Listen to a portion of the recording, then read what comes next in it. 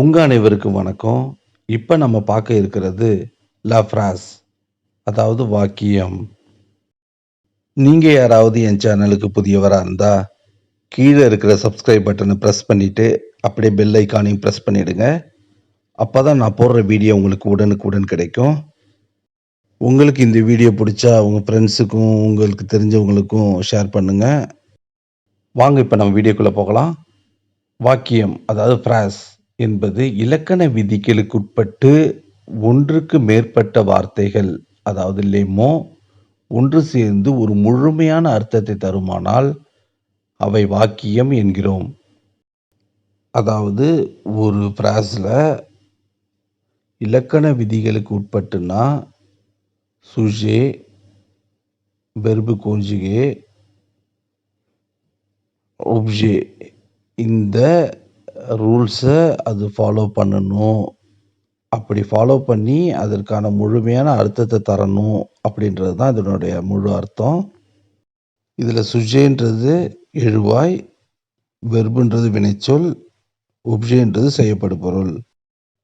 வாக்கியத்தில் ஒவ்வொரு மொழியிலையும் வெவ்வேறாக பிரிச்சிருக்காங்க. இப்போ உதாரணத்துக்கு தமிழில் பார்த்தீங்கன்னா நிறைய வாக்கிய வகைகள் இருக்கும். ஆனால் ஃப்ரெஞ்சில் 4 வகைகளாக இதை பிரிச்சிருக்காங்க. அவைகள் என்னென்னன்றது இப்போ நம்ம பார்க்கலாம். முதலாவது ல ஃப்ராஸ் டெக்லரேட்டிவ், ரெண்டாவது ல ஃப்ராஸ் இன்டரோகேட்டிவ், மூணாவது ல ஃப்ராஸ் எக்ஸ்க்ளமேட்டிவ், நாலாவது ல ஃப்ராஸ் இம்பேரேட்டிவ். இந்த 4 வகையான டைப்புக்குள்ள தான் ஒட்டுமொத்த பிரெஞ்சோடைய எல்லா கிராமரும் இதுக்குள்ள வரும். இப்ப நாம இந்த ஃப்ராஸை எப்படி எங்க பயன்படுத்துறோன்றத இப்ப நம்ம பார்க்கலாம். Dip the process. முதலாவது ல ஃப்ராஸ் டெக்லரேட்டிவ். இது ஒரு சாதாரண வாக்கியம் அல்லது உறுதியான வாக்கியம். தகவலை கொடுப்பதற்கும் மற்றும் சொல்வதற்கும், உண்மையை கூறுவதற்கும் மற்றும் யோசனை கூறுவதற்கும் இந்த வகையான வாக்கியம் பயன்படுகிறது. இதன் முடிவில் டாட் வரும்.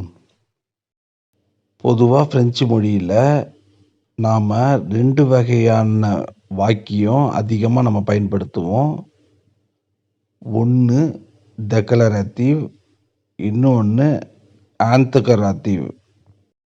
ஆன்தரோகேட்டிவ்ன்றது நாம் ஒரு கேள்வியை கேட்குறது, டெக்லரேட்டிவ்ன்றது அதற்கு ஒரு பதில் சொல்கிறது. இதுதான் பிரெஞ்சில் மெஜாரிட்டியாக பேசக்கூடிய வாக்கியங்கள். இந்த டெக்லரேட்டிவை 2 வகையாக பிரிச்சிருக்காங்க. அதில் முதலாவது ல ஃப்ராஸ் டெக்லரேட்டிவ் அஃபிர்மேட்டிவ், ரெண்டாவது ல ஃப்ராஸ் டெக்லரேட்டிவ் நெகட்டிவ். இந்த 2 வகையான வாக்கியத்தை நாம் எப்படி பயன்படுத்துகிறோன்றதை நம்ம இப்போ பார்க்கலாம். அதில் முதலாவது ல ஃப்ராஸ் டெக்லரேட்டிவ் அஃபிர்மேட்டிவ். நாம் கூறும் தகவலில் ஆம் அல்லது சரி என்று பொருள்படுமானால் அந்த வகையான வாக்கியத்தை ல ஃப்ராஸ் டெக்லரேட்டிவ் அஃபிர்மேட்டிவ் என்று அழைக்கிறோம்.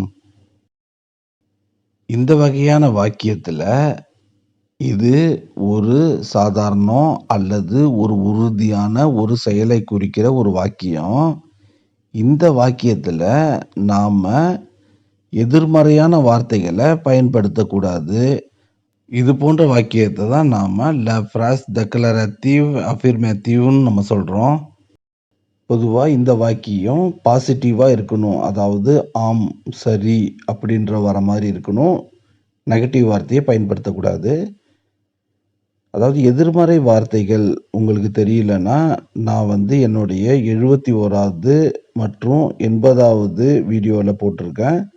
அதை போய் ஒரு தடவை பார்த்துக்குங்க. அப்போ தான் உங்களுக்கு எதிர்மறை வாக்கியம், வார்த்தைகள் என்னென்னன்றது தெரியும். இதற்கு ஒரு உதாரணத்தை நம்ம பார்க்கலாம். இல் மாஞ்சு உன் பீஸா, அவன் ஒரு பீஸா சாப்பிடுகிறான். டெக்ளரேட்டிவோட 2வது வகை லா ஃப்ராஸ் டெக்ளரேட்டிவ் நெகட்டிவ். நாம் கூறும் தகவலில் இல்லை, சரியில்லை மற்றும் எதிர்மறையான பொருள் தருமானால் அந்த வகையான வாக்கியத்தை லா ஃப்ராஸ் டெக்ளரேட்டிவ் நெகட்டிவ் என்று அழைக்கின்றோம். இந்த வகையான வாக்கியத்தில் நாம் எதிர்மறையான வார்த்தைகளை இதில் நம்ம பயன்படுத்துவோம். ஒரு உதாரணத்தை நம்ம இப்போ பார்ப்போம். Il ne mange pas de pizza. அவன் பீஸா சாப்பிடுவதில்லை. 2வது la phrase interrogative. ஒரு தகவலை பெறுவதற்கும் மற்றும் கேள்வியை கேட்பதற்கும் இந்த வகையான வாக்கியம் பயன்படுகிறது. இந்த வாக்கியத்தின் முடிவில் கேள்விக்குறி வரும்.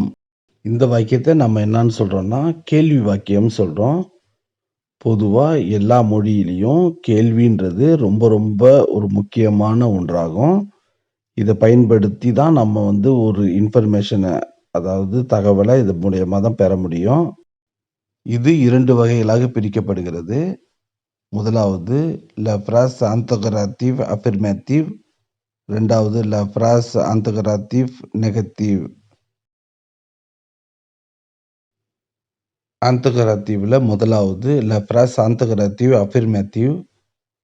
அஃபர்மேட்டிவ்னாவே பாசிட்டிவான ஒரு ரிசல்ட்டை தரக்கூடியது. கேள்வியில் பாசிட்டிவாக எப்படி வருதுன்றதை நம்ம இப்போ பார்க்கலாம். நாம் கேட்கும் கேள்வியில் ஆம் அல்லது சரி என்று பொருள்படுமானால் மற்றும் எதிர்மறை வார்த்தைகள் இல்லாமல் இருந்தால் அந்த வகையான வார்த்தையை லா ஃப்ராஸ் interrogative affirmative என்று அழைக்கிறோம். ஒரு உதாரணத்தை நம்ம இப்போ பார்க்கலாம். Est-ce qu'il mange de la pizza? அவன் பீஸா சாப்பிடுகிறானா? interrogative-ல 2வது la phrase interrogative negative. நாம் கேட்கும் கேள்வியில் எதிர்மறை வார்த்தைகள் இருந்தால் அந்த வகையான வாக்கியத்தை la phrase interrogative negative என்று அழைக்கிறோம். உங்களுக்கு இந்த கேள்வி வாக்கியத்தை எப்படி பயன்படுத்துகிறோன்னு இது மூலயமா தெரிஞ்சிருக்கும். இந்த கேள்விக்குள்ள நாம் எதிர்மறை வார்த்தைகளான ne pas, ne plus, ne jamais அது போன்ற வார்த்தைகளை இதில் நம்ம பயன்படுத்தி ஒரு கேள்வியை நம்ம கேட்கணும். இப்போ நாம் ஒரு உதாரணத்தை பார்க்கலாம். Est-ce qu'il ne mange pas de pizza? அவன் பீஸா சாப்பிடுவதில்லையா? 3வதா நம்ம பார்க்க இருக்கிறது la phrase exclamative. நாம் உணர்வுகளை வெளிப்படுத்த, உதாரணத்துக்கு மகிழ்ச்சி, கோபம் மற்றும் ஆச்சரியம் போன்ற செயல்களை குறிப்பதற்கு இந்த வகையான வாக்கியம் பயன்படுகிறது. இந்த வாக்கியத்தின் முடிவில் ஆச்சரியக்குறி வரும். இந்த வகையான வாக்கியத்தில் நாம் ஒரு ஆச்சரியமான செயல், மகிழ்ச்சியான செயல், கோபமான செயல், துக்கமான செயல் போன்ற உணர்ச்சிகள், அதாவது எமோஷன் சொல்லுவாங்கள்ல, அதேமாரி உள்ள சுச்சுவேஷனில் நாம் இதேமாரி வாக்கியத்தை பயன்படுத்துகிறோம். இது 2 வகைகளாக பிரிக்கப்படுகிறது. முதலாவது la phrase exclamative affirmative. 2வது la phrase exclamative negative. எக்ஸ்க்ளமேட்டிவ்ல முதலாவது la phrase exclamative affirmative. நாம் கூறும் உணர்வுபூர்வமான வாக்கியத்தில் ஆம் அல்லது சரி என்று பொருள்படுமானால் அந்த வகையான வாக்கியத்தை la phrase exclamative affirmative என்று அழைக்கிறோம். இந்த வாக்கியத்தில் நம்ம பாசிட்டிவாக வரணும், ஏன்னா அது அஃபர்மேட்டிவ். அப்போ நம்ம நெகட்டிவ் வார்த்தை இதில் பயன்படுத்தக்கூடாது. இதில் எப்போ இது பயன்படுதுன்னா ஆச்சரியமான ஒரு வார்த்தையை சொல்லும் பொழுது நாம் இதை பயன்படுத்துகிறோம். இதுக்கு ஒரு உதாரணத்தை நம்ம பார்க்கலாம். J'ai peur. நான் பயப்படுகிறேன். அடுத்ததாக la phrase exclamative negative. நாம் கூறும் உணர்வுபூர்வமான வாக்கியத்தில் இல்லை, சரியில்லை மற்றும் எதிர்மறையான பொருள் தருமானால் அந்த வாக்கியத்தை la phrase exclamative negative என்று அழைக்கிறோம். உதாரணத்திற்கு je n'ai pas peur. நான் பயப்படவில்லை. 4வது la phrase impérative கட்டளை, பணிவு, அறிவுரை போன்ற செயல்களை கூறுவதற்கு இந்த வகையான வாக்கியம் பயன்படுகிறது. இதன் முடிவில் டாட் ஆச்சரியக்குறி வரும். இந்த வார்த்தையின் முடிவில் டாட் ஆச்சரியக்குறி அப்படின்றது ரெண்டும் வராது. ஏதாவது ஒன்று புள்ளியாவது அல்லது ஆச்சரியக்குறியாவது ஏதாவது ஒன்று வரும். இது 2 வகைகளாக பிரிக்கப்படுகிறது. முதலாவது la phrase impérative affirmative, 2வது la phrase impérative negative. impérative-ல முதலாவது la phrase impérative affirmative. நாம் கூறும் கட்டளை, பணிவு, அறிவுரை வாக்கியத்தில் ஆம் அல்லது சரி என்று பொருள்படுமானால் இந்த வகையான வாக்கியத்தை la phrase impérative affirmative என்று அழைக்கிறோம். பொதுவா அஃபிர்மேட்டிவ்னாவே நமக்கு எதிர்மறையான வார்த்தைகள் எதுவுமே இதில் வரக்கூடாது இந்த வாக்கியத்தில். ஏன்னா இது ஒரு பாசிட்டிவாக இருக்கக்கூடிய ஒரு வாக்கியம்.